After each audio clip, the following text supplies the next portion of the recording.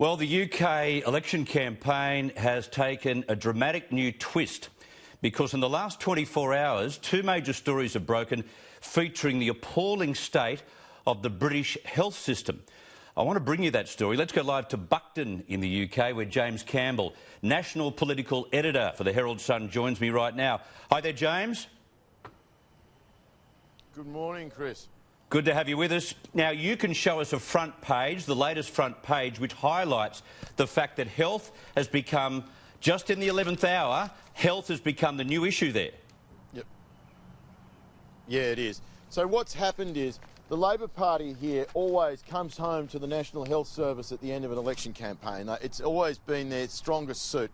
So yesterday, the Mirror newspaper, which is a Labor paper, had a picture on its front page of a 4-year-old boy who'd been forced to sleep on the mattress on the floor in a hospital. And this led the news for much of the day. Boris Johnson was confronted with the picture by a reporter at a visit to a factory in Sunderland. He was shown the picture on his phone. He became very flustered and basically grabbed the reporter's phone and put it in his pocket. Now, this morning, the Mirror again has run with that picture I just showed you, which is a 6-year-old girl who was forced to wait for 6 hours in an accident emergency of a British hospital on her mother's lap with nothing more than a coat to keep her warm, which is keeping this story, the issue of the National Health Service, front and centre as they come into the last 48 hours of campaigning. And of course, you've got Jeremy Corbyn, who's offering everything for free. His campaign status on health would be something a little bit more appealing than what might be presented to the public by the Tories. Absolutely.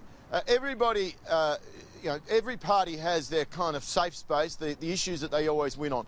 For Labor in Britain, as in Australia, it's always been health, health, health. It's interesting, the Conservatives too have started coming back to their safe space in the last few days.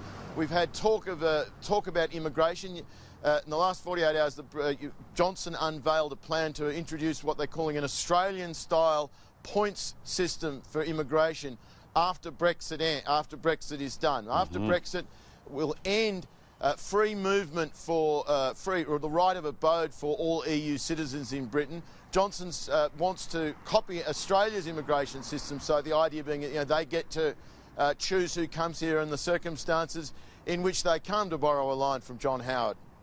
That's interesting. Do you think the impact of these health stories might have and sway some of the voters just at this late stage, or is it too late? Have they decided? Well, British elections are slightly different to ours. It's not really about getting people to change their vote at this point. What both sides are trying to do now is to motivate their voters to turn out. They don't have compulsory voting, of course, in this country, as they don't in most of the world. It's the middle of winter. It's 3 degrees where I'm standing. It's absolutely freezing.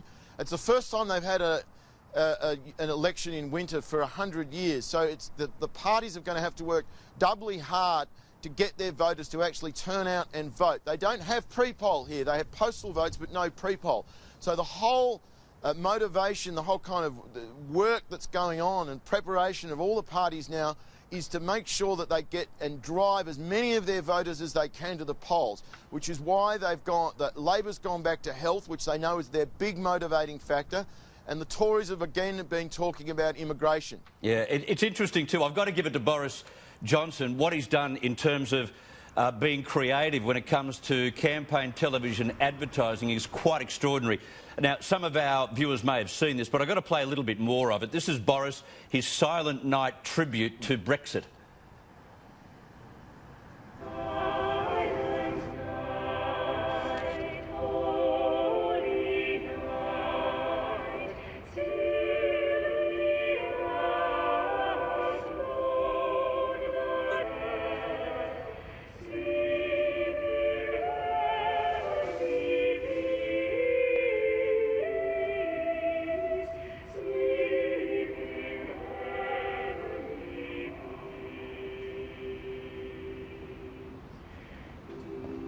Enough.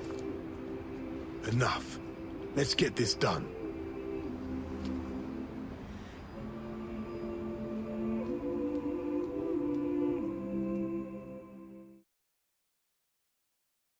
In the background. That's really good. I'm glad you're in the Christmas spirit. Only Boris Johnson could have taken that off. Did he take it off, or was that a bit of a disaster? I think it's worked. What's more interesting about it, and I think it has worked, is who it's aimed at. I mean, Love Actually is a film that notoriously, don't think I'd be giving any state secret away. It's a movie that appeals more to women than to men. Johnson has a problem with women, particularly middle-class women. He's a notorious pants man. He's got a track record of broken relationships and betrayals of the people in his private life. This is a very clever attempt to soften his image, and I think it has played well. People have been amused by it. Yeah. It's a very, very clever ad. Yeah, and very, very timely. James Campbell from the Herald Sun, thank you very much for that insight, mate. All the best.